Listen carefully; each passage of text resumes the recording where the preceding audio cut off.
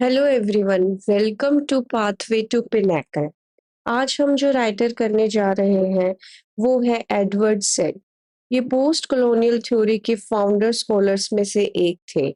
ये Palestine American literary critic है। इनकी जो फेमस बुक है वो है ओरिएंटलिज्म 1978। इन्होंने बताया कि वेस्ट जो यूरोप और अमेरिका ने ईस्ट यानी कि एशिया, मिडल ईस्ट, अफ्रीका की ऐसी इमेज बनाई है जो कॉलोनियल रूल को जस्टिफाई करती है। इनका मेन आइडिया था कि नॉलेज भी एक पावर है। जो लोग हिस्ट्री लिखते हैं, मीडिया बनाते हैं और बुक्स लिखते हैं, वो लोग डिसाइड करते हैं कि दुनिया किसी कल्चर को कैसे देखती है।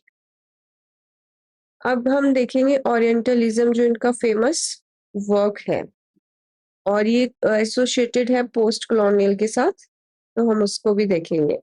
तो ओरिएंटलिज्म क्या है? ये इनकी फेमस थ्योरी है। ओरिएंट का मतलब होता है ईस्ट, इंडिया हो गया, चाइना हो गया, मिडल ईस्ट एक्सेट्रा। और ऑक्सीडेंट कौन से होते हैं? West, Europe, America. तो सेठ कहते हैं कि वेस्ट ने ईस्ट को वैसा नहीं दिखाया जैसे वो था, बल्कि वैसा दिखाया जैसे वेस्ट चाहता था। इस प्रोसेस को ही ओरिएंटलिज्म कहते हैं। तो वेस्ट ने ईस्ट को कैसा दिखाया? वेस्ट ने खुद को बताया है सिविलाइज्ड, मॉडर्न, इंटेलिजेंट, डेवलप्ड, और ईस्ट को बताया है बैकवर्ड, इरेशनल, मिस्टीरियस, डेंजरस। इसलिए लोगों को लगने लगा कि ईस्ट को सिविलाइज करना जरूरी है। एक एग्जाम्पल के तौर पे समझते हैं कि ब्रिटिश कहते थे कि इंडिया है जो अनसिविलाइज था, हम एजुकेशन और लॉ देने आए थे, लेकिन असल में वो इंडिया पर रूल करना चाहते थे। ये ही ओरिएंटलिज्म है। तो मेन पॉइंट क्या है ओरिएंटलिज्म की कि जिसके पास नॉलेज होती है उसके पास ही पावर होती है। रिप्रेजेंटेशन मतलब कल्चर को कैसा दिखाया जा रहा है। सेठ कहते हैं कि रिप्रेजेंटेशन न्यूट्रल नहीं होती, उसके पीछे पावर होती है। जैसे मीडिया टीवी पर किसी कंट्री की सिर्फ नेगेटिव इमेज ही दिखाता है, तो जो लोग हैं वो उस कंट्री के बारे में वैसा ही सोचने लगते हैं।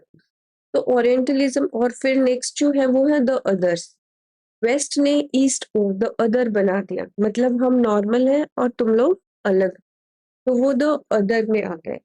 तो ओरिएंटलिज्म हमें सिखाता है कि मीडिया को ब्लाइंडली बिलीव मत करो, हर रिप्रेजेंटेशन को क्वेश्चन करो, हर कल्चर को उसकी रियलिटी के बेसिस पे समझो। फिर नेक्स्ट जो उनका कॉन्सेप्ट था वो था पोस्ट कॉलोनियलिज्म।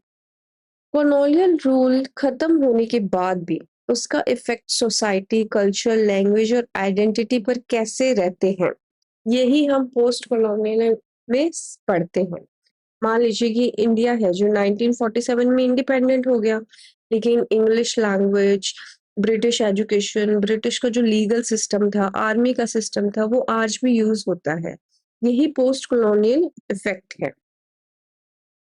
तो इसमें हमने देखा कि पोस्ट कॉलोनियल जो है वो पूछता है, क्या पूछता है कि कॉलोनियलिज्म ऑफिशियली खत्म हो गया लेकिन उसके आइडियाज और सिस्टम अभी भी कितने प्रेजेंट है।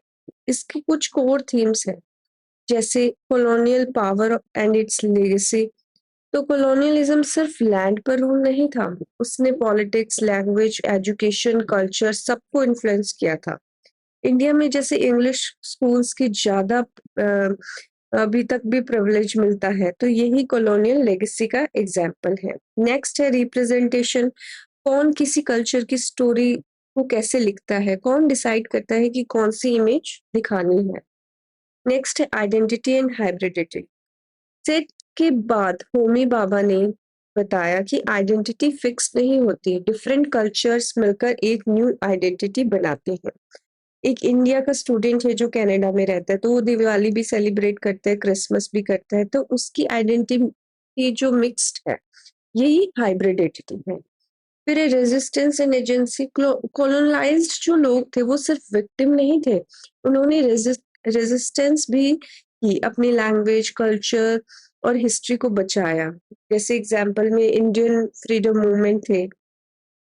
तो ये तो चार कुछ कोर थीम्स थी उसकी।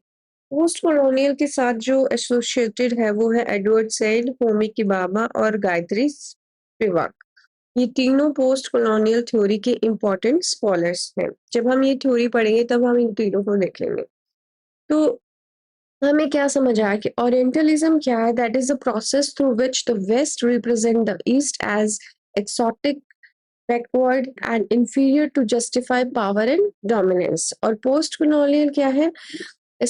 वो क्या पढ़ता है? Studies how colonial history continues to influence culture, identity, language, politics, and representation even after colonial rule has ended.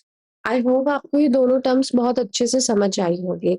मिलते हैं किसी नेक्स्ट लेक्चर में। Thank you.